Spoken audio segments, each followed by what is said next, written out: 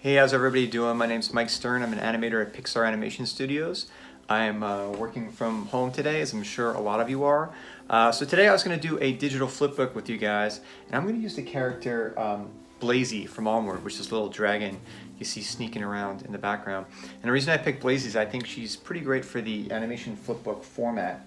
The idea of the flipbook is you start with one drawing and then do another and kind of flip it back and forth and see how that feels, see how it gives it life. And I think a lot of us started animation with that particular technique. Along the way, we developed these other techniques that we use, but every once in a while you find a shot or a character that seems suited to that very first technique you started with, and I think Blazy fits into that category. So I'm going to go show you how I use flipbook animation to bring Blazy to life in Onward. Alright, so the first thing I'm going to do is get in and just add a little bit of environment here. So I'm going to create the floor, do that with just a line across here, and then just indicate the door frame. I'm using TV Paint animation, but you could use whatever software you have available to you, or even a big stack of paper. It should work for following along with what we're doing here. Okay, so that should work for our purposes there. Let's work on getting Blazy in here. As I mentioned with Blazy, she moves in kind of a snake-like manner, so the head is going to lead a lot of this motion. So let me start by just getting the head placed between the door sides here. Of the body, just kind of indicated by this line here.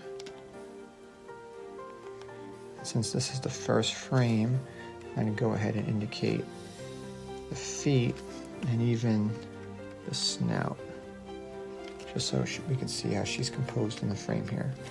That looks good to me, so now that we have her in there, let's focus on that movement of the head. So in this first drawing, or second drawing rather, his head's going to come down. So we're coming down there. The next frame, we're going to have it come back up. There are three drawings now, one where the head's going down, next one's coming up, have it come up again. So very much flipping through these drawings and just responding by the feel. You can feel your animation as you flip the pages back and forth. Okay, so something about what animation is that the closer these drawings are together, the slower it's going to move, and then the further apart they are, the faster it'll move. So I've been keeping these pretty close together here, but now I'm going to make a big gap for this next drawing as Blazy starts leaving the screen. Okay. I'm still going to draw it because even though you won't see this, it'll be behind the door frame. I'll come back and erase it later. I want to know where the head's going to be to kind of indicate where I'm going to draw the body. Okay, so that's our head animation. Let's see how that plays.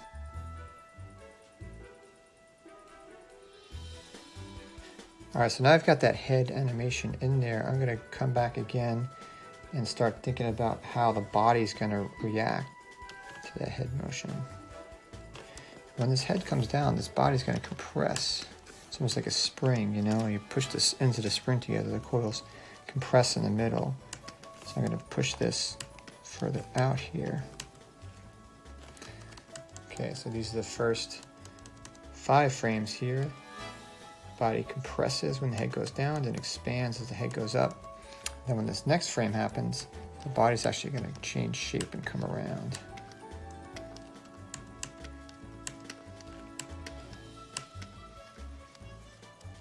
Okay, now this one. Now we're tracking the body and that tail. So we're going to continue to follow the head.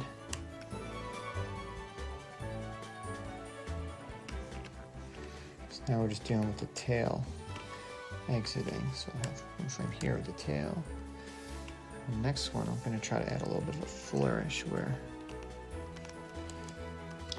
the tail leaves behind the door. I can go and clean this up a little bit now.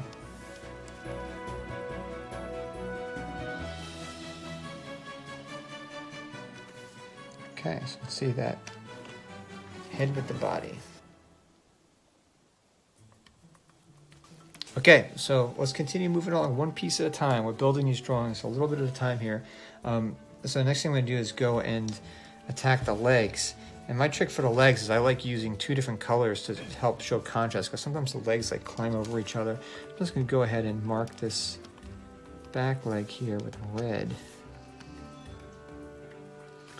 And I'll use blue on the front leg.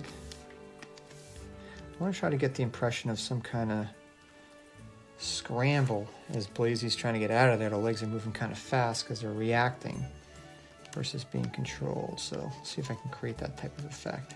So first this leg comes up.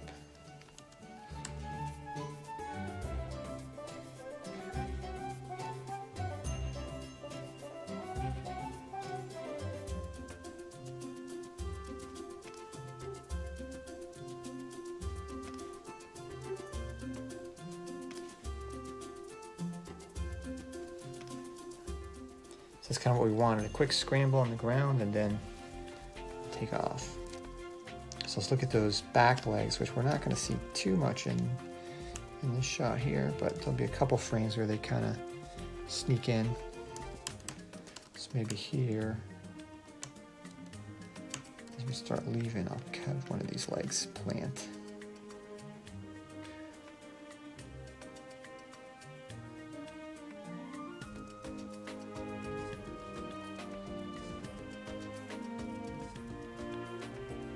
Okay, so here's our rough animation, our body, head, and legs. And I'll come clean here and say that when I'm animating a shot at Pixar, my drawings don't take me too much further than this. This is kind of where I switch over and start using the 3D software. But for our purposes here, since we want to end up with a flipbook of drawings, we're going to go and try to clean some of these drawings up. I'm going to use what we have here as reference, and I'm going to lower the opacity on this layer so that I can draw over it. So if you're doing this on paper, what you probably want to do is put a piece of tracing paper over the paper you're using, or use a light box, or find a way that you can get this drawing beneath the drawing you're currently working on. All right, so the first thing I'm going to do here is start working on Blazy's eyes. And Blazy kind of has this vacant look in her face where the eyes are almost look unfocused. So I'm going to see if I can achieve that here just by favoring the pupil to the opposite side of each eye.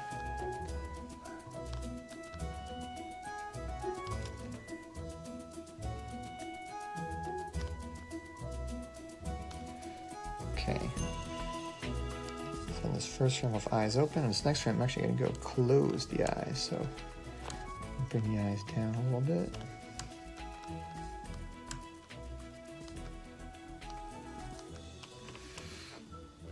Just do a line across and indicate that they're closed. And here I might even go a little bit wider with the eyes.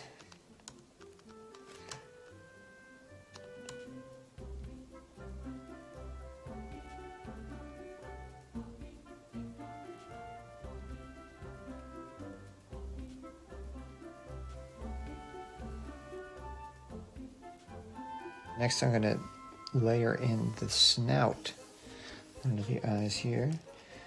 So I'll just start from frame 1. And she has this kind of almost like a bird beak. And the lower jaw always comes out in front of the upper jaw. And this place has this crazy tongue.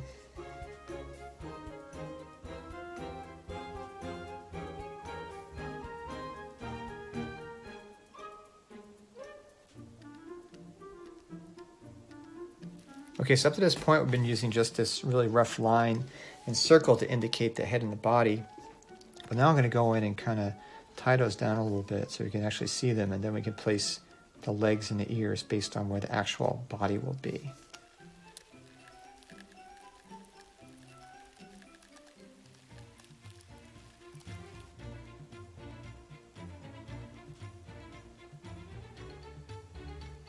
So I do have to go in there and clean up the legs, but I want to focus on something easy for now.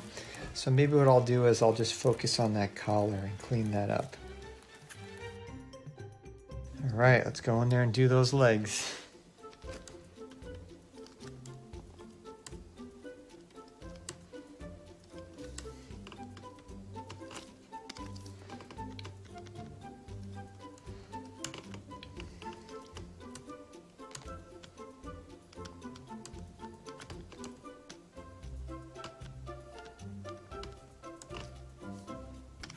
All right, so we're continuing to put the details in here. We're gonna have to do the ears and the wings here.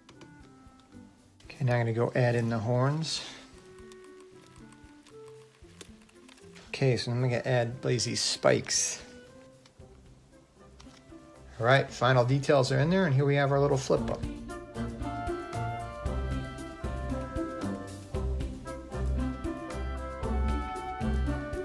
Okay, so there you have it. There's our digital flipbook. Hopefully you got something out of this by watching me go through this process, and I look forward to seeing what you guys do with your own digital flipbooks.